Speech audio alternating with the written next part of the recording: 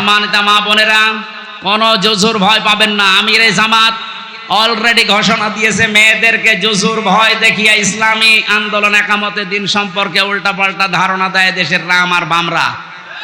কি করেছে আপনার পক্ষে 13টা সংগঠন? নারী পক্ষ, নারী স্বাধীনতা আন্দোলন, নারী বিপ্লব পরিষদ, নারী মুক্তি পরিষদ, কত নাম দেখেন তো।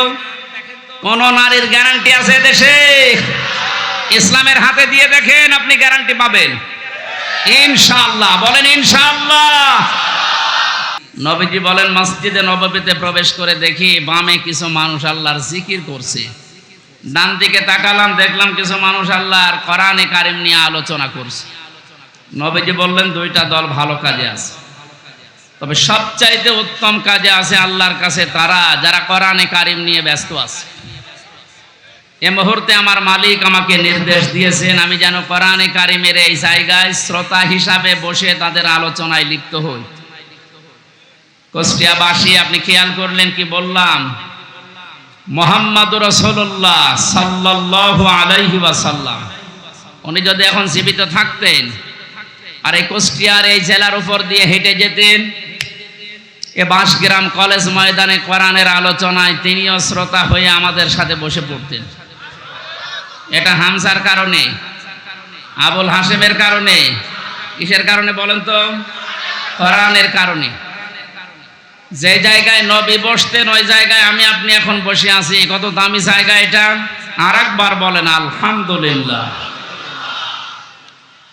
আল্লাহ রাব্বুল আলামিন বলেন, লাইন শাকারতুম লাযিদান্নাকুম ওয়া লাইন কাফারতুম ইন্না আযাবি লাশাদীদ। আমি গতানুগতিক কথা বলি কম, যেটা বলছি বাস্তবের সাথে মিলাবেন। সূরা ইব্রাহিমের 7 নম্বর আয়াতের শেষের দিকে আছে, 13 নম্বর পড়ার 15 নম্বর পৃষ্ঠা 7, 5 আর 5 নম্বর লাইনে আছে। আল্লাহ পাক বলেন, নবী শুকরিয়া যদি আদায় করেন আমি নিয়ামতকে জীবনে বাড়িয়ে দেব। শুধু বাড়িয়ে দেব এতটুকু কথা আল্লাহ বলে শেষ করে দিতে পারতেন। লামে তাকিদ নুনে সাকিলা, সুপারলেটিভ ডিগ্রি দিয়েছেন আল্লাহ। আল্লাহ এত বড় গ্যারান্টি শব্দ দিলেন যে অবশ্যই আমি আল্লাহ বাড়িয়ে দেব যদি নিয়ামতের শুকরিয়া আদায় করো। জন্মের পর থেকে বাক্যটা আমরা শুনছি, আল্লাহর এই আয়াতটা। আমরা মনে করি নিয়ামতের শুকরিয়া মানে টোটি পর্যন্ত খেয়ে একেবারে ঢেকর তুলে বলবো আলহামদুলিল্লাহ, হয়ে গেল নাকি? এটা তো শুকরিয়া আদায়ের একটা বাক্য মাত্র। কোন মানুষ যদি শুকরিয়া আদায় করতে চায় নিয়ামতের, এই আয়াতের তাফসিরে মুফাসসির লিখেছেন 3টা শর্ত তাকে মানা লাগবে। 1 নম্বরে তার মুখে স্বীকার করা লাগবে যে হ্যাঁ এটা নিয়ামত। আগস্টের 5 তারিখের আগে আমরা যেখানে ছিলাম আর আজকে যেখানে আছি এটা পুরাটাই আলাদা। কথা বলে না কেন? এটা কত বড় নিয়ামত! কিছুদিন আগে বাংলাদেশ জামাত ইসলামী কুষ্টিয়া জেলা শাখার উদ্যোগে 550 আলেমকে এক জায়গায় ডাক দিয়েছিল। সব ঘরানার আলেম সেখানে ছিল। 550 আলেম 3.5 ঘন্টা 4 ঘন্টা আমরা আলোচনা করেছি। কোনো বাধা নেই, কোনো চিন্তা নেই, মনের ভেতরে কোনো আতঙ্ক আমরা হইনি। অথচ আগস্টের 5 তারিখের আগে 550 না 5.5 জন এক জায়গায় হলে 10টা মামলা হয়ে যেত, বিশেষ করে আলেমরা। কথা বলে না কেন? কোন জায়গা থেকে আমরা কোন জায়গায় আসলাম টের পাচ্ছেন? পরাধীন এবং স্বাধীন 2টা শব্দ। স্বাধীন দেশে বসবাস করেও আমরা অনেকেই এতদিন পরাধীন। এখন যেহেতু স্বাধীনতার কিছুটা সুখ পেয়েছি, এই জন্য নিয়ামত হিসাবে মনে করছি, আমরা স্বীকার করে নিলাম যে হ্যাঁ এ মুক্ত জীবন, এটা নিয়ামত। 2 নম্বর, আপনার মনের ভেতরে একটা আনন্দ লাগবে, যেটা আমার লাগছে। কিন্তু এদেশে সবার এই আনন্দ লাগছে না। 100 জনের 80 জন মানুষ আমরা এখন আনন্দিত, খালি 20 জন মানুষ বলছে আপা ঘাবড়াবেন না। 20 জনের অবস্থা এরকম, আপা ঘাবড়াবেন না। আপনি ঘাবড়ালে আমরা নরম হয়ে যাই। এর সংখ্যা কয়জন? মাত্র 20 জন। আমরা 80 জন কিন্তু এখন খুশি আনন্দে আছি। মনের ভেতরে একটা অজানা সুখ আমাদের ভেতরে দোল দিচ্ছে। এই আয়াতের তাফসিরে মুফাসসির আরেকটা তথ্য দিয়েছে, মানুষ যখন খুশি হয় তখন তার বাম স্তনের 2 আঙ্গুল নিচে একটা গোস্তের টুকরা আছে, যেটা আমরা কলব বলে জানি। ওটা তখন আনন্দে লাফাতে থাকে, শরীরের পশমগুলো খাড়া হয়ে যায়। আল্লাহ পাক বলেন, আমার সালাম নামের খাতিরে তাদের ভেতরে একটা শান্তির বাতাস আমি বইয়ে দেই। জোরে বলেন আলহামদুলিল্লাহ। আমি আমার ঈমান থেকে বলছি, এটা আমি পেয়েছি। সুতরাং 2 নাম্বার শর্ত হয়ে গেছে পূরণ। 3 নাম্বারটা কি? যে জন্য নিয়ামতটা পেয়েছি ওই কাজটা ওই জায়গায় পৌঁছিয়ে দেওয়া লাগবে। বৈষম্য বিরোধী ছাত্র আন্দোলন আপনি লিখে দিয়েছেন পোস্টারের উপরে, শহীদদের আত্মার মাগফিরাত কামনায় আয়োজন। ওরা যে 9টা দাবি নিয়ে 1000-এর উপরে দেশে জীবন দিয়ে গেল, যে উদ্দেশ্য নিয়ে জীবন দিয়েছে ওই উদ্দেশ্যকে পূর্ণতায় পৌঁছাতে হলে আল্লাহর এই কালাম লাগবে। মান ক্বালা বিহি সাদাকা, যারা কোরআন দিয়ে কথা বলে এরা সত্য কথা বলে। আমান হাকামা বিহি আদালা, কোরআন দিয়ে যারা বিচার করে নবীজি বলেন এরাই ন্যায় বিচার কায়েম করতে পারে। 53 বছর কোরআনে কারিমের বিচার এদেশে এখনো পর্যন্ত আমরা দেখিনি। এই জন্য ন্যায় বিচার শুধু নামে শুনেছি, পাইনি। বিশেষ করে 16 বছরে কত মানুষ আমাদের সামনে এ বক্তব্য বহুবার দিয়েছে যে আমরা ন্যায় বিচার কায়েম করতে পেরেছি। এটা ডাহা মিথ্যা কথা। ন্যায় বিচার কায়েম করা সম্ভব তখন যখন কোরআনে কারিম এদেশের সংসদে চলবে। আর এটা তো সারাবে ধীরেন্দ্রনাথ দত্ত। এরকম মানুষ জীবনেও কোরআনে কারিমকে ওই জায়গায় নিতে চাইবে না। তার প্রমাণ সরঞ্জিন সেনগুপ্ত। এই লোকটা সংসদেই বলেছিল কোরআনের আইন এটা বর্বর আইন। কোন আয়াতের প্রেক্ষিতে? সূরা মায়দার 38 নম্বর আয়াত যখন সংসদে কে যেন বলেছিল, ওই সময় দেখলাম রিয়েক্ট করেছে, আস-সারিকু ওয়াস-সারিকাতু ফাকতাউ আইদিয়াহুমা জাযাম বিমা কাসাবা নাকালাম মিনাল্লাহ। ইলা আখিরি আয়াত। আল্লাহ পাক বলেন, চর পুরুষ হোক আর নারী হোক, সাক্ষ্য প্রমাণে যদি ধরা পড়ে তাহলে তার হাত কেটে দাও। এটা দুনিয়ার শাস্তি। এই লোকটা এই আয়াতকে বর্বর আইন বলেছিল। কারণ হচ্ছে তার ওই যে কালো বিড়াল পাবার পরও বলেছিল না হবে না। প্রমাণ করার জন্যে তদন্ত কমিটি গঠন করেন। প্রমাণ হয়েছে, হাতে নাতে ধরা পড়ার পরেও আবার কিসের দুর্নীতি দমন কমিশনের হাতে দেওয়া লাগবে, কিসের তদন্ত কমিটি গঠন করা লাগবে। জেনেছিল যে না, এ আইন যদি বাংলার সংসদে একবার কায়েম হয়ে যায় আমি গুপ্তর হাত থাকবে না। এজন্য গুপ্ত মার্কা যারা, তারা কোনোদিন চাইনি এদেশে কোরআনের এই আইনটা সংসদে যাক। এটাকে বর্বর আইন বলে তারা, যাদের হাত থাকার কথা না। কথা বলেন না কেন? এই জন্য যতদিন পর্যন্ত কোরআনে কারিমের এই নিয়ম নীতিগুলো সংসদে নিয়ে যেতে না পারবেন ততদিন শুধু ন্যায় বিচার মুখে শুনবেন, বাস্তবে পাবেন না। আমরা চাই কোরআনের আইনগুলো 56,000 বর্গ মাইলের দেশে 100 চালু হোক। আর ন্যায় বিচার কারে বলে আল্লাহ যেটা গ্যারান্টি দিয়েছে ওটা যেন আমরা দেখতে পাই।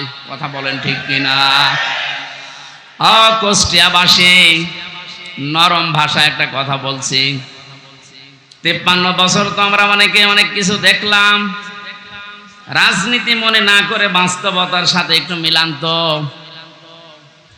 বাবা চালিয়েছিল এ দেশটা অনেক দিন, আমরা দেখেছি দুর্ভিক্ষ পর্যন্ত এসেছিল। আমি দেখি নাই, মুরব্বীরা দেখেছি। স্বামী চালিয়েছিল, অনেকের চালায়নি। কথা বলেন না কেন? চাচাও চালিয়েছে 9 বছর, যেভাবেই হোক। ভাবি চালিয়েছিল, আরে 15 বছর তো বউ চালিয়েছে। সবারটাই দেখা শেষ। কাঙ্ক্ষিত মানের শান্তি কারে বলে? দেখা তো দূরের কথা, শুনতেও পেলাম না। এখন শুধু দেখতে বাকি আছে আল্লাহর এই কোরআন দিয়ে দেশ চললে কেমন দেখা যায়। শুধু ঠিক আর চিল্লানো না, এইটা দিয়ে বাংলাদেশ চলবে, এটা কারা চান দেখি?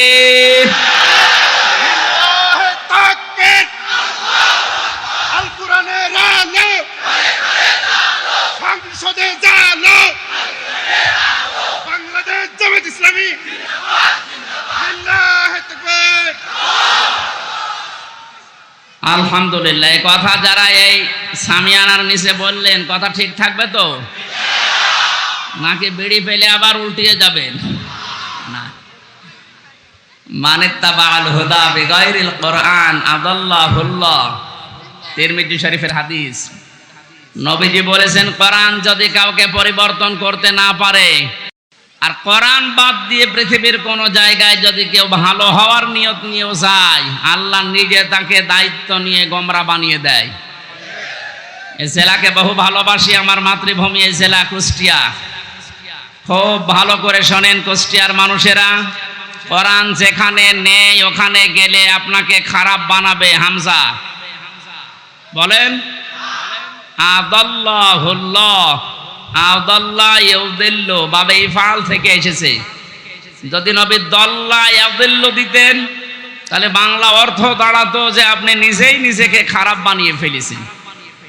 বাবে ইফআল থেকে আসার কারণে শব্দের অর্থ দাঁড়িয়েছে আপনার হয়তো নিয়ত ভালো ছিল, কিন্তু এমন এমন জায়গায় গেছেন যেখানে কোরআন ছিল না। নিয়ত ভালো থাকার পরও কোরআন না থাকার কারণে আল্লাহ নিজে দায়িত্ব নিয়ে আপনাকে আরো খারাপ বানিয়ে দেবে। এর বাস্তব প্রমাণ কুষ্টিয়ার লালনের বাজার।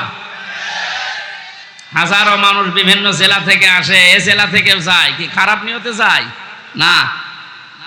আপনি করে গেলাম লালমনিরহাট, নীলফামারী যারা আছে, বউ ছেলে মেয়ে বেটার বউ সব নিয়ে, কারো নিয়ত খারাপ না। জায়গা পাচ্ছে না, গরিব মানুষ বাসের মাথায় উঠে আসতেছে। কেন? আল্লাহর ওলি এখানে শুয়ে আছে। অথচ বাস্তবতা কি? এখানে কোরআনের নিয়ম নীতি চলে, যত শিরিক সব চলছে। এমনকি আমার যতটুকু বাস্তব দেখা, সারা দেশে কুড়িয়ে আপনি সেই কয় মন গাঁজা না পাবেন, এ মাজারে তার থেকে বেশি গাঁজা পাওয়া যায়। পুলিশ পাহারা দিয়ে আরো গাঁজা খাওয়ায়, খান। এই হচ্ছে আল্লাহর ওলির অবস্থা। এখানে কোরআনের কোনো নিয়ম নীতি নেই। সুতরাং আমরা দেখতে পাচ্ছি কি, মানুষ ভালো হওয়ার নিয়তে আসার পরও আগে বিড়ি খাইতো না, এখন বিড়ি খায়।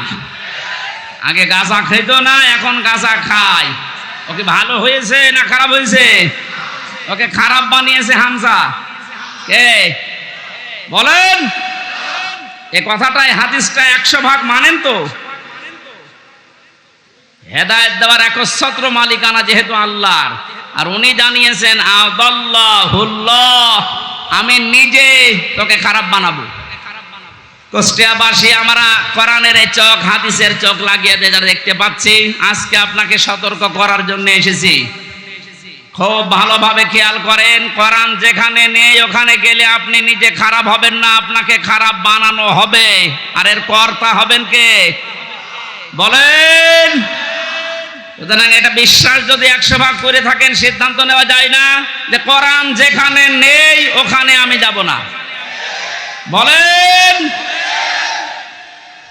আরো নিচে নামবো? ঠিক আছে, নামলাম। আজকে থেকে আর একটা সিদ্ধান্ত নিয়ে কোরআনের মাহফিল থেকে বিদায় নেওয়া লাগবে। এই বাংলাদেশে যত রাজনৈতিক দল আছে, যে দলে কোরআন নেই, কোরআনের কর্মসূচি নেই, ওই দলের প্রতিষ্ঠাতা আমার বাবা হলেও আমি ওখানে নেই। এটা ঠিক রাখবেন। কারা দেখি? লিল্লাহে তাকবীর। এই আন্দাজ হাত তুলবেন। দেখেন তো, হাত তোলেনি কে? দেখেন তো।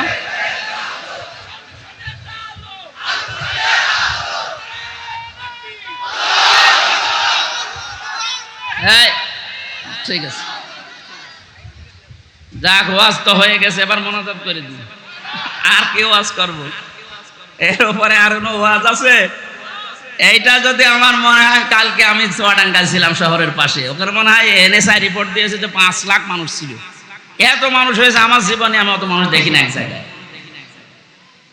কালকে ওই জায়গায় যে হাত তুলেছে, আমার মনে হয় ওই মানুষগুলো যদি আগামী সময়ে এই কথাটা ঠিক রাখে যে যেখানে কোরআন নেই সেখানে আমি নেই, তাহলে এই দেশে আমার মনে হয় কয়েকটা দল বাদ দিয়ে বাকিগুলো সব আউট হয়ে যাওয়ার কথা। এই 5 লাখ মানুষ কালকে হাত তুলেছে, এর ভেতরে অন্তত যদি 1.5 লাখও ঠিক রাখে, তাও তো ওই আসনটা অন্তত কোরআনের হাতে চলে যায়। 1.5 লাখও ঠিক রাখবে না, দেখবেন বিড়ি আর বাকি জিনিস পেয়ে সব আল্লাহ রাস্তায় চলে গেছে। তা আমরা কুষ্টিয়ার মানুষ, আমরা চুয়াডাঙ্গা না, আমরা চরিত্র অত ঝামেলা নেই, আমরা ইনশাল্লাহ ঠিক রাখবো। বলেন যত জেলায় গেছে হাদিসটার ব্যাখ্যা যত জায়গায় করেছি, আমার মনে হয় মানুষগুলো যদি যারা হাত তোলে শুধু এরাও যদি ঠিক রাখতো, তো বাংলাদেশে সেই 11 সালের পর থেকে যা শুরু হয়েছে আমার আলোচনা, ওই সময় দেশে ইসলাম কায়েম হয়ে যাওয়ার। কোরআন নেই, আমি সেখানে নেই, তাহলে কোন দল টিকবে? আগে দেখবেন যে কোরআনের কর্মসূচি এই দলের ভেতরে আছে কিনা। অনেক দলের ভেতরে আমরা কোরআন দেখতে পাই, কিন্তু কোরআনের আয়াত পড়ে চলে যায় বাইপাস কাটিয়ে অন্যদিকে।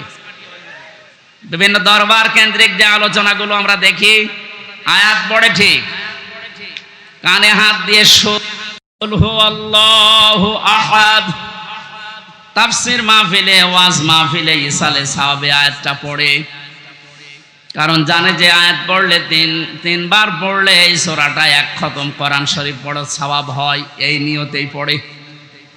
পড়ার পরে বাস্তবতা দেখি, হে নবী আপনি বলেন আল্লাহ এক। এবার আস্তে করে কাটছাট করে চলে যাচ্ছে উনি কুষ্টিয়ার বাইপাস দিয়ে। এবার বলে নবী কোন নবী? নিজেই বলে নবী ফাতেমার বাবা। এ ফাতেমাকে? হোসাইনের মা। হোসাইন মানে আমার সাথে যে হুজুরটা থাকে ওইটা, হযরত হাসান হোসাইনের মা। হোসাইনের মা উনি কি করেছিলেন? হোসাইন শাহাদত বরণ করেছিলেন কারবালায়। এবার আপনাদেরকে আমি কারবালার ঘটনা শোনাবো, মাত্র 2 ঘন্টা। আয়াত পড়েছিল কি? কুল হুয়াল্লাহু আহাদ, আর তাফসীর হচ্ছে কারবালার। তাও তো কারবালার যে 27টা শিক্ষা আছে ওইগুলো যদি সামনে নিয়ে আসে তাও তো মানায়। এমন এমন কথা হোসাইনের নামে চালিয়ে দেয়, হাসানের নামে, যেগুলো কোরআন হাদিসের বাস্তবতা ইতিহাসে কিচ্ছু নেই, ও ভণ্ডরা সব বানায়। আর আমরা গ্রাম্য মানুষ বিভিন্ন জায়গায় বসে বসে শুনি আর বলি যে হ্যাঁ ওয়াজ হচ্ছে, এই তো ওয়াজ হচ্ছে। এখানে কোরআনে কারীম কথা বলে ঠিক, কিন্তু কোরআন থেকে যে কথা আল্লাহ জানাতে চেয়েছেন কুল হুয়াল্লাহু আহাদ দিয়ে তার ওয়াহাদানিয়তের কথা, তার একাত্মবাদের কথা, এই কথাগুলোর যদি আহাদুন শব্দের, ইলাহুন শব্দের ব্যাখ্যা আমরা জনগণকে সঠিকভাবে শোনাতে পারতাম, এদেশের মানুষ আমার মনে হয় অনেকে পরিবর্তনের চেষ্টা করত। কালকে 2 জন যারা মুসলমান হয়েছে চুয়াডাঙ্গায়, অশিক্ষিত মানুষ না, 2 জনে শিক্ষিত। ওখানে আমার শব্দের ব্যাখ্যা ছিল ইলাহ শব্দের সাইয়্যিদ আবুল আলা মওদুদি রহমতুল্লাহ আলাইহির, ওনার একটা লিখিত বইয়ের উপরে কালকে আলোচনা ছিল আমার। উনি ইলাহ শব্দের ব্যাখ্যা যেভাবে করেছিলেন, ওই শব্দের অর্থগুলো বাস্তবের সাথে যখন মিলিয়েছি, বলে একটা হিন্দু, তাও কট্টর হিন্দু, খুব যত্ন সহকারে পূজা করে। আমাদের মুসলিমদের ভেতরে প্র্যাকটিসিং মুসলিম যেমন খুব বেশি অ্যাক্টিভ ভাবে যারা ইসলাম মানে, এইরকম লোক একটা। কথা শেষ করার পরে আমি জিজ্ঞাসাও করেছিলাম যে কি আপনি মুসলমান হয়ে গেলেন কেন? আপনি যেভাবে বুঝিয়েছেন আমি এতদিন পর্যন্ত ভাবি নাই, কারণ আমরা এইভাবে পড়াশোনা করার সুযোগ পাই নাই। আমাদের যে ধর্ম, ওই ধর্মে আমাদের কিতাবগুলো আমাদের পণ্ডিতরা ছাড়া, ধর্মের গুরু ছাড়া আমাদের পড়তে দেয় না। ইলা শব্দের যে অসারতার ব্যাখ্যা দিয়েছিলেন যে পৃথিবীর বহু ইলা আছে, আন্দাজে ইলা দাবি করে থাকে, ওদের কোনো কর্মক্ষমতা বাস্তবতা কিচ্ছু নেই। শেষ পর্যন্ত আমার বিবেকে নাড়া দিয়েছে, এই সত্যকে সত্য না মেনে মারা গেলে আমি নিজেকে ক্ষমা করতে পারবো না। দেন আপনি আমার ইসলামে দীক্ষিত করে দেন। জোরে বলেন সুবহানাল্লাহ। এই জন্য আমরা কোরআনে কারিম যেখানে নেই, আজকে থেকে আপনি সিদ্ধান্ত যখন নিয়েই ফেলেছেন যে অন্য কোনো জায়গায় আর যাবেন না, আজকের এই মাহফিল আমার মনে হয় যদি ঠিক রাখতে পারেন হাতটা, এই আলোচনা এই আয়োজন সাকসেস। জোরে বলেন সুবহানাল্লাহ। দরুদ আর সালাম পাঠ করে আজকের তেলাওয়াতকৃত আয়াত, যদিও এটা একটা সম্ভাবনা বাস্তবতা নিয়ে সামনে আল্লাহ আয়াতটা নাজিল করেছিলেন সূরা কাসাসের 85, 84, 83, 84 এই আয়াতগুলো। এখানে আল্লাহ রাব্বুল আলামিন কিছু মানুষকে পরকালের যে ঘর আছে, যে বিশাল জীবন আমাদের সামনে পড়ে আছে আমাদের চোখ বন্ধ হওয়ার পর, এখানে মানুষের জন্য আল্লাহ যে ঘর তৈরি করবেন, কাদেরকে এই ঘরগুলো আল্লাহ দেবেন তার বর্ণনা আল্লাহ দিয়েছেন এই আয়াতে। আমরা যেহেতু শুধু দুনিয়াদার না, আমাদের সামনে আরেকটা জগৎ আছে, এটা আমাদের বিশ্বাসে আছে না নেই? কুল্লু নাফসিন যায়িকাতুল মাউত ওয়া ইন্নামা তুওয়াফাউনা উজুরাকুম ইয়াওমাল কিয়ামাহ ফামান যুহজিহা আনিন নার ওয়া উদখিলাল জান্নাতা ফাকাদ ফাজ ওমাল হায়াতুদ দুনিয়া ইল্লা মাতাউল গুরুর।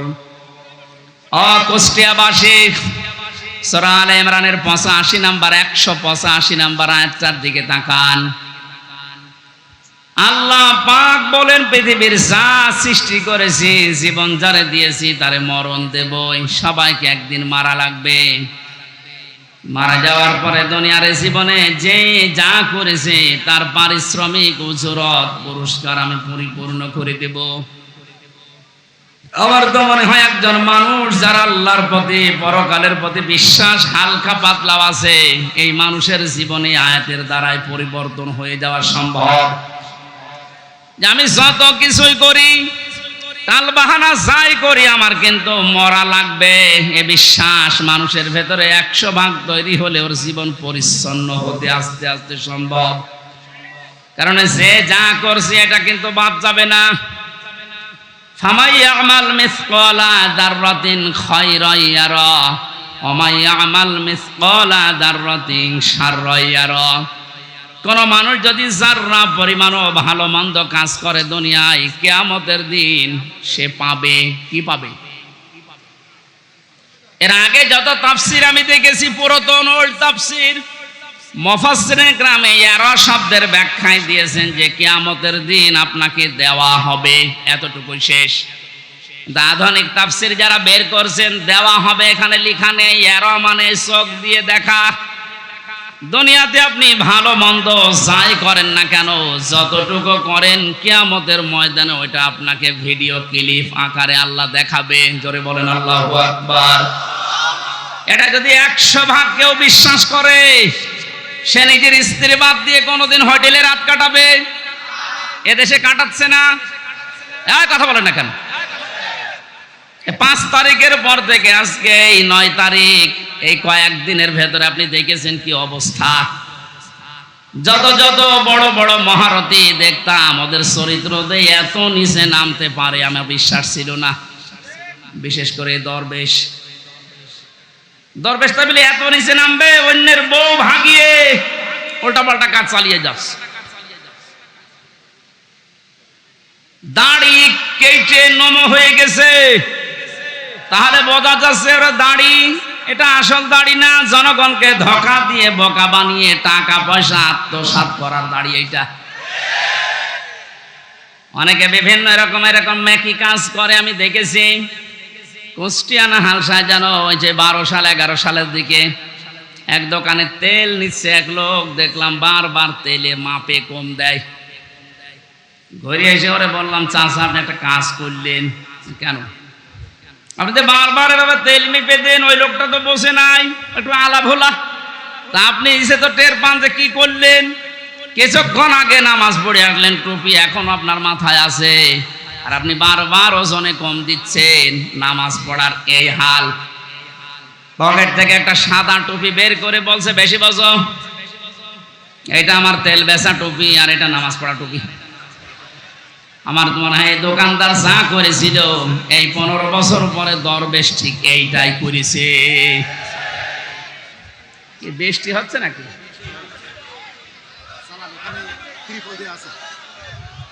এখানে ত্রিপল দেয়া থাকলে হবে, বাকিগুলো ভেজবে। সুবহানাল্লাহ আলহামদুলিল্লাহ লা ইলাহা ইল্লাল্লাহ। এই কিছু মানুষ বাড়ি চলে যান, যান। যারা ভেজে যাচ্ছেন বাড়ি চলে যান। এর ভেতরে যারা আছে অন্তত পানিতে ভিজবে না তারা থাকেন, বাকিগুলো বাড়ি চলে যান। কালকে ইউটিউব থেকে নামিয়ে নেবেন, যান বাড়ি চলে যান। তো যায় না দেখছে।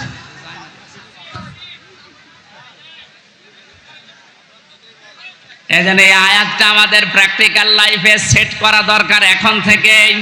এমন এমন কাজে আঞ্জাম দেওয়া দরকার, চোখ বন্ধ হওয়ার পরে যেন ওটা দেখে আমার জীবনে আনন্দ লাগে। কথা বলেন ঠিক কিনা? ফামান যুহজিহা আনিন নার ওয়া উদখিলাল জান্নাতা ফাকাদ ফাজ। আল্লাহ তাআলা বলেন ওই মানুষটার জীবন তো সফল যাকে আল্লাহ জাহান্নামের কাজগুলো থেকে আস্তে আস্তে মাইনাস করে জান্নাতের কাজের দিকে এগিয়ে দেয়। তাহলে আসল সফলতা এই আয়াত যেটা বলছে, আপনি যখন জাহান্নামের কাজগুলো, অন্যায় কাজগুলো আস্তে আস্তে ছেড়ে দিতে পারবেন, জান্নাতে যাওয়ার জন্য যে কাজগুলো দরকার ওই কাজের দিকে আস্তে আস্তে এগিয়ে যেতে পারবেন, আপনি বিশ্বাস করতে পারেন ওই সময় যে আল্লাহ আপনার জীবন সফল করার জন্য নিয়ে যাচ্ছে। আমাল হায়াতুদ দুনিয়া ইল্লা মাতাউল গুরুর। পৃথিবীর জমিনটাকে আল্লাহ ধোঁকার সাথে তুলনা দিয়েছেন।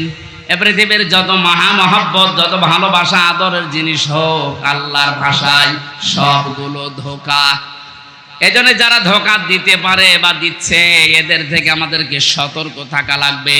আল্লাহ আমাকে সহ প্রত্যেককে আজটাকে বাস্তবে সেট করার তৌফিক দিন, বলেন আমিন। কিন্তু বিশাল জগৎ একটা সামনে, ওই জগৎ সম্পর্কে আল্লাহ একটু তুলনা দিয়েছেন। তিলকাদ্দারুল আখিরাতু নাজআলুহা লিল্লাযীনা লা ইউরিদুনা উলুওয়ান ফিল আরদি ওয়ালা ফাসাদা। আখিরাতের যে বিশাল জীবন তাদের সামনে পড়ে আছে, আমি আল্লাহ ওই জীবনে ঘর তৈরি করি তাদের জন্যে। নাজআলুহা লিল্লাযীনা লা ইউরিদুনা উলুওয়া। দুনিয়া যারা উলু প্রকাশ করে না, উলু মানে, উলু শব্দের শাব্দিক অর্থ হচ্ছে কি? হনুরে, হনুমান হয়ে গেছে। যেটা বাস্তবতায় 16 বছর আমরা দেখেছি। অনেকের পা মাটিতে পড়তো না, কি হনুরে, এই কথা বলে না কেন? সুতরাং এই উলু যারা প্রকাশ করেছিলেন এতদিন, তাদের জীবন শেষ, তার দুনিয়াও শেষ, আখিরাতও শেষ। দুনিয়া শেষ হয়ে যায়, তার বাস্তব প্রমাণ এই কয়েকদিনে দেখতে পাচ্ছেন না? কত নিচে নামালে আল্লাহ এত অপমান করে মানুষকে। সুতরাং আমরা যারা এখন আছি আয়াত থেকে শিক্ষা নেব, দুনিয়ার কোন জায়গায় যেন আমরা অহংকার প্রকাশ না করি, সে যে বিষয় হোক। সে বংশের অহংকার, পোশাকের অহংকার, এলেমের অহংকার, রাজনীতির অহংকার, পৃথিবীর জীবনে যত দিক আর বিভাগ আছে, কোন জায়গায় যেন আমি অহংকার প্রকাশ না করি। এটা মানা যাবে তো ইনশাআল্লাহ? যারা করেছিল তাদের সব আল্লাহ শেষ করে দিয়েছে। আখিরাতের ঘর তাদের জন্য নেই। সামনে যদি এরকম কেউ আসে, তারা যেন এটা থেকে শিক্ষা নেয়। উলুওয়ান ফিল আরদি, জমিনে যারা অহংকার করে, উলু করে, মানুষগুলোকে আল্লাহ আখিরাতের ঘর থেকে বঞ্চিত করে দেয়। বলেন নাউজুবিল্লাহ। যারা করেছিল তাদের থেকে যদি আপনি এখান থেকে শিক্ষা নিতে না পারেন, আপনাকেও শয়তান কিন্তু পেঁচিয়ে ধরবে, জড়িয়ে ধরবে, অ্যাক্টিভ ভাবে আবার নিয়ে আসার চেষ্টা চালাবে। আমাদের উচিত হচ্ছে আমরা দুনিয়াতে যাই কয়দিন আছি, আমরা উলু প্রকাশ করব না ইনশাআল্লাহ। ওয়ালা ফাসাদা, আল্লাহ বলেন 2 নম্বরে মানুষগুলো দুনিয়ার জীবনে বিশৃঙ্খলা সৃষ্টির চেষ্টা চালাবে না। এই আয়াতটাও বাস্তবে আজ মিলালাম। আগস্টের 5 তারিখ থেকে আজকের এই সেপ্টেম্বরের 9 তারিখ পর্যন্ত প্রায় 11টা বিশৃঙ্খলা তৈরির জন্য অনেকেই চেষ্টা চালিয়েছে, এখনো চলছে। যারা এগুলো করেছিলেন আপনারা থামবেন, আর কেউ যদি চেষ্টা চালান সামনে, আপনি ওখানে এখনই থামেন। দুনিয়া তো জীবন শেষ করে ফেললেন, আখেরাতের ঘর আপনি হারিয়ে ফেললেন। আপনার জন্য আমাদের আফসোস হয়। আমি সেদিন সেলাইদা বাজার মাঠ না কোন জায়গায় যেন বলেছিলাম, অনেকেই বলছে হুজুর ওদের মাফ করে দেন না। মাফ নাই, আমি করে দিলাম। কিন্তু আল্লাহ রাব্বুল আলামিনের কোরআনে কারীম জানিয়েছে, যারা জুলুম করেছেন পৃথিবীতে মানুষের উপরে, তারা কিন্তু হামজার মামলার আসামি না, তারা আল্লাহর মামলার আসামি। সূরা শুরার 42 নম্বর আয়াত প্রথম অংশ, 25 নম্বর পারার 6 নম্বর পৃষ্ঠার 12-13 নম্বর লাইনে আছে, ইন্নামাস সাবিলু আলাল্লাযীনা ইয়াযলিমুনান নাস। অবশ্যই যারা মানুষ হয়ে মানুষের উপরে জুলুম করছে, করবে, এটা মজারে, বর্তমান, ভবিষ্যৎ, প্রেজেন্ট, ফিউচার। এখন যারা জুলুম করছেন, 5 তারিখের পর থেকে জালেম বিদায় হওয়ার পরেও আমরা দেখলাম অনেকেই আবেগে বা নির্যাতনের শিকার হয়েছিলেন, এই কন্ট্রোল না করতে পেরে জুলুমের খাতায় নাম লিখিয়েছেন। এটা আপনি ঠিক করেননি, থামেন। ওরা জালেম হয়ে দুনিয়া আখিরাত সব নষ্ট করে ফেললো। আপনিও যদি ওদের পথ অবলম্বন করে নিজের দুনিয়া আখিরাত ধ্বংস করে ফেলেন, ওদের ভেতরে আমাদের ভেতরে পার্থক্য থাকলো কি বলেন? আমাদের উচিত হবে আমরা যেন কোনো মানুষের উপরে জুলুম না করি, কারণ জুলুম যে করে এটা এত ঘৃণিত শব্দ। আল্লাহ বলেন আমি নিজে তার নামে মামলা দায়ের করব।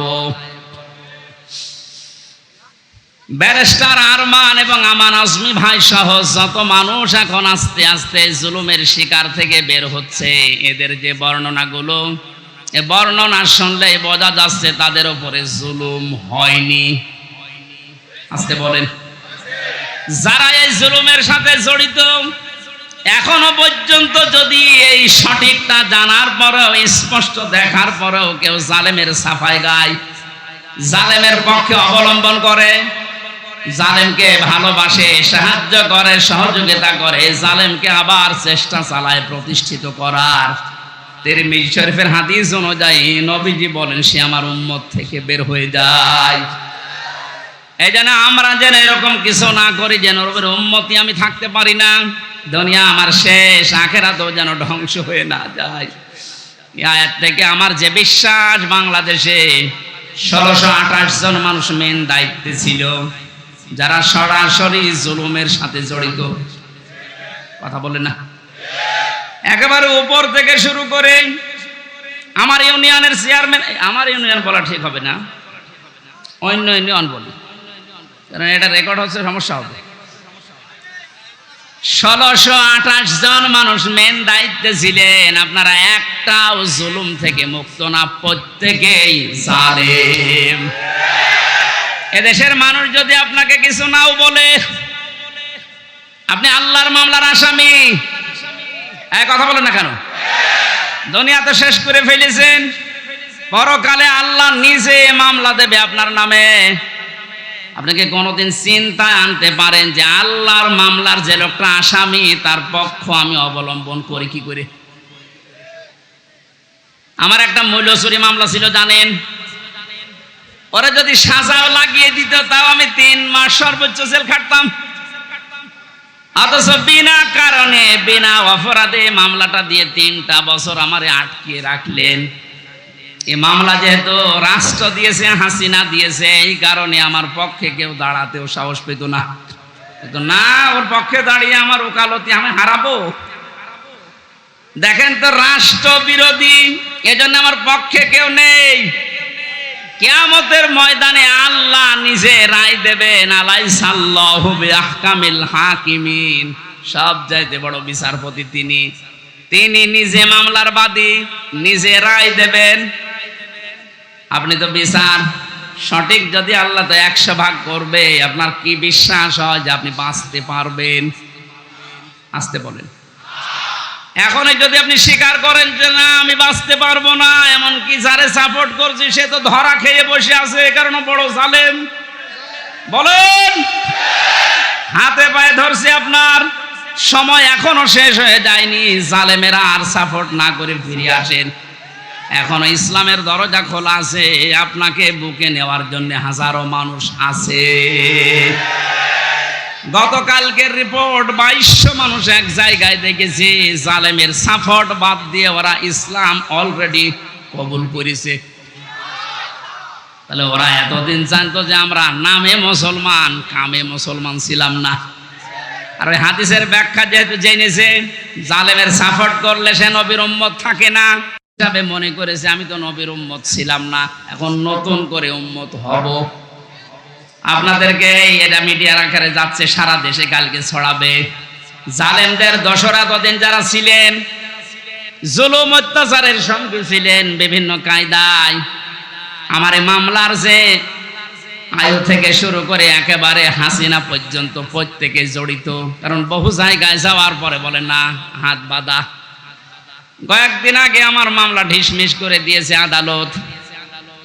আমার মামলাটা দেখার পরে বলছে কি দেখে মামলা করব, কোনো মাল নেই। আমি আদালতে দাঁড়িয়েছিলাম, বলতে গেলাম যে মাননীয় আদালতে 3টা বছর আপনার কাছে তো মামলা ছিল, এতদিন তো আপনি বলেন যে এর ভেতরে কোনো মাল ম্যাটারেস নেই, কি দেখে মামলা আজকে বলছেন? মানে আমার মনে হয় বলতো এই কথা যে কি করবো হুজুর, হাত বাঁধা ছিল, এক কথা বলছে না কেন?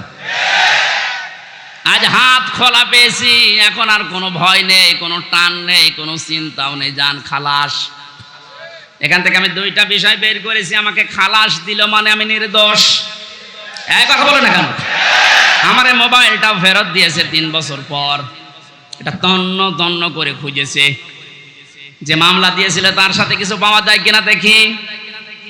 2য় নম্বরে আমার বাড়ি, গ্রামের বাড়ি হালসা পর্যন্ত সব খোঁজ খবর নিয়েছে। খোঁজ খবর নিয়ে ভালোই হয়েছে, দেখছে 14 বংশ আওয়ামী লীগ করে, ওইটাই কিছু পাইনি। এখন যেহেতু হাত খোলা, আপনি এখন রায় দিয়ে জানিয়ে দিলেন দুনিয়ার মানুষকে যে হামজার কোনো দোষ নেই, বিনা কারণে 3 বছর জেলে ছিল। তাহলে এখন আমার বিচারটা নেন। আমাকে 3টা বছর বিনা কারণে যারা কষ্ট দিলেন জেলের ভেতরে, যারা এর সাথে জড়িত একবার উপর থেকে মামলার আয়ু পর্যন্ত, প্রত্যেকে আমি 3 বছর জেলে দেখতে চাই। তাও জেল মানে জেলা শহরের জেল না, হাই সিকিউরিটি জেল, যেটা কাশিমপুর কারাগারে ফাঁসির কন্ডেম সেলের ভেতরে রেখে দেয়। আমি আপনাদের ওখানে রাখতে চাই 3 বছর। আমি বেশি দিন চাচ্ছি না, 3 বছর থেকে দেখেন। 2য় নম্বরে আর একটা শিক্ষা বলি দেশের জন্য, এতদিন পর্যন্ত যারা মিথ্যা মামলা দিয়েছেন, সামনেও যারা দেওয়ার মতো অনেকে চিন্তা ভাবনা করছেন, এদেশে কোনো মামলা দেওয়ার পরে যদি দেখা যায় যে 2 বছর 3 বছর 5 বছর 10 বছর পরে বেকসুর খালাস, তার মানে তার কোনো দোষ পায়নি আদালত। কথা বলে না কেন? এরকম যদি কেউ নিরপরাধ খালাস পেয়ে যায়, যারা মামলা দিয়েছে, যারা সাক্ষী দিয়েছে, যারা এর সাথে জড়িত, প্রত্যেককে জরিমানা করা লাগবে। আমার কথার অর্থ বোঝেন? আপনি বিনা কারণে কাজ করবেন, কোন কারণে? মামলার বাদী যেহেতু রাষ্ট্র ছিল, এজন্য কেউ আমার পক্ষেও দাঁড়ায় না, রায় তো দূরের কথা। আল্লাহ নিজে মামলার বাদী, নিজে রায় দেবেন, নিজে বিচারপতি। বলেন এবার আপনার অবস্থা কি হবে? আর আমি জেনে শুনে আপনার মতো এত বড় জালেমের পক্ষে যাব? আমার বিবেকের ওপর কি কুকুরে পোশাক করিস? আশা করছে আপনি ফিরে আসবেন, জীবনে যতদিন বেঁচে আছেন কোন জালেমের পক্ষে থাকবেন না। এটা মানবেন তো? দুনিয়ায় যারা অহংকার করে, ক্ষমতার অহংকার হোক, সম্পদের অহংকার হোক, যে কোনো জিনিসের, তাদের জন্য জান্নাতে আল্লাহ ঘর বানাবেন, আমাদের আখিরাতের ঘর শেষ। ওয়ালা ফাসাদা, যারা বিশৃঙ্খলা তৈরি করার জন্য এখনো বিভিন্ন ইস্যু তৈরি করছেন সামনে, বাস্তবে আমরা যেটা দেখতে পাচ্ছি, সংখ্যালঘু দিয়ে ওরা চেষ্টা চালিয়েছিল, পারে নাই, হালে পানি নেয়নি। কারণ বাংলাদেশ জামাত ইসলামীর শ্রদ্ধাভাজন আমির ডাক্তার শফিকুর রহমান, দেশে সংখ্যালঘু সংখ্যাগুরু বলে কিছু নেই। বলেন 96% মুসলমান আমরা, তাতে কি হয়েছে? আমির হামজা আমার কাছে যেমন, ওই ননী গোপালও আমার কাছে ওই রকম, কোনো পার্থক্য নাই দুইজনের। সুতরাং এই কু তৈরি করে ওরা যখন পারে নাই, তখন চালিয়েছিল প্রধান বিচারপতিকে দিয়ে একটা তোড়জোড় তৈরি করে এ দেশকে অস্থিতিশীল করার জন্য, কিন্তু পারে নাই। এরপরে লাগিয়েছে আনসার। কিসের আনসার? পুলিশ ছাড়া যদি 1 মাস 5 দিন চলতে পারে দেশ, আনসার ছাড়া চলবে 1 আর 2। কোনো দরকার নেই, যারা দায়িত্বে আছেন বাহিনীকে বিলুপ্ত করে দেবে। 42,000 লোক নিয়োগ হয়েছে এই বাহিনীতে কয় বছরে, তার 35,000 হচ্ছে গোপালগঞ্জে। আর এই 63 জেলার লোক, আমরা কি ঘাস কাটছি? কত বড় বৈষম্য চিন্তা করেন তো। যদি ভাগ ভাগ করে নেওয়া হয়, তাও তো এই জেলা থেকে 1000 পড়বে, 800-900 পড়বে, তাও পড়ে না। একজনে এই জেলা থেকে হবে না, সব গোপালগঞ্জে। মনে হচ্ছে যত আল্লাহর ওলি সব ওই জায়গায় জন্মেছে। এদেরকে যখন পারে নাই, তখন ডাক্তারদেরকে লাগিয়েছে। ডাক্তাররাও বলছে না, আমাদের দরকার নেই, আমাদের যা আছে ভালো আছে। এরপরে লাগিয়েছে, এখন সামনে শুনছি এই গার্মেন্টস কর্মীদের লাগাবে। আমার মনে হয় ওদের যা চরিত্র, এই 16 বছরে আমি দেখেছি, ওরা কিছুদিন পর গোয়ালন্দ ঘাটের এই মহিলাদের লাগাবে। সতর্ক আমরা আছি, ঘুমিয়ে নেই। আমিরা জামাত সেদিন কুষ্টিয়ায় এসে বলে না যে আমরা কিন্তু সতর্ক আছি, ঘুমিয়ে পড়ি নাই। সুতরাং যত বিশৃঙ্খলা, যত অরাজকতা তৈরি করবেন, এদেশের জনগণ সব রুখে দেওয়ার জন্য প্রস্তুত আছে ইনশাআল্লাহ। যেন ষড়যন্ত্র থামান। দুনিয়া তো ধ্বংস করে ফেলেছেনি, তিলকাদ দারুল আখিরাত, আখিরাতের ঘরটা নষ্ট করেন না। ওয়ালা ফাসাদা, দুনিয়া যারা বিশৃঙ্খলা তৈরি করার চেষ্টা করে, দেশটা তো ঠিক আস্তে আস্তে দাঁড়িয়ে যাচ্ছে, সময় দেন না কেন? আপনি নিজেকেও ধ্বংস করছেন, দেশটাও ধ্বংসের ভেতরে ফেলার জন্য আপনি বিশৃঙ্খলা তৈরি করার চেষ্টা চালাচ্ছেন। আল্লাহ আপনাকে যেন বাঁচান। হেদায়েত দেওয়ার মালিক আল্লাহ। আমরা দোয়া করতে পারি, দোয়া করছি, চেষ্টা চালাচ্ছি, আপনি যেন ফিরে আসেন।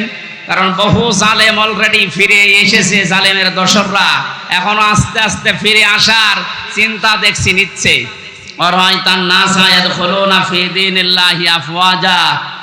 আল্লাহর সাহায্য যখন আসবে, বিজয় তখন আসবে। আমরা বিজয়ের প্রথম ধাপ দেখতে পাচ্ছি, দলে দলে পালে পালে মানুষ আজ ইসলামে আসতেছে। জোরে বলেন আল্লাহু আকবার। এ ধারা অব্যাহত থাকুক। কিছুদিন পরে দেখবেন এ দেশে 100 ভাগের 51 মানুষ যদি চায় যে রাষ্ট্র এই কোরআন দিয়ে চলুক, কোনো মহারতে আর বাধা দিয়ে ঠেকাতে পারবে না। আমরা ওইটাই দেখতে চাচ্ছি সামনে। কথা বলেন ঠিক কিনা? সম্মানিত মা বোনেরা, কোনো জুজুর ভয় পাবেন না। আমিরে জামাত অলরেডি ঘোষণা দিয়েছে, মেয়েদেরকে জুজুর ভয় দেখিয়ে ইসলামী আন্দোলন একামতে দিন সম্পর্কে উল্টাপাল্টা ধারণা দেয় দেশের রাম আর বামরা। কি করেছে আপনার পক্ষে 13টা সংগঠন? নারী পক্ষ, নারী স্বাধীনতা আন্দোলন, নারী বিপ্লব পরিষদ, নারী মুক্তি পরিষদ, কত নাম দেখেন তো। কোন নারীর গ্যারান্টি আছে দেশে? ইসলামের হাতে দিয়ে দেখেন, আপনি গ্যারান্টি পাবেন ইনশাআল্লাহ। বলেন ইনশাআল্লাহ। আল-আকিবাতু লিল মুত্তাকিন, যারা তাকওয়া অবলম্বন করে চলবে, যেখানে যেই জিনিস বসানো দরকার ওই জিনিস ওখানে বসাবে, এই মানুষগুলোর পরিণাম শুভ।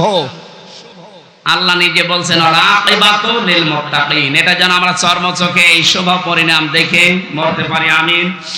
মাগরিবের পরে আলোচনা আছে যে ভেড়া মারা, এই জন্য শেষ করে দিচ্ছি। আল্লাহুম্মা আমিন। লা ইলাহা ইল্লা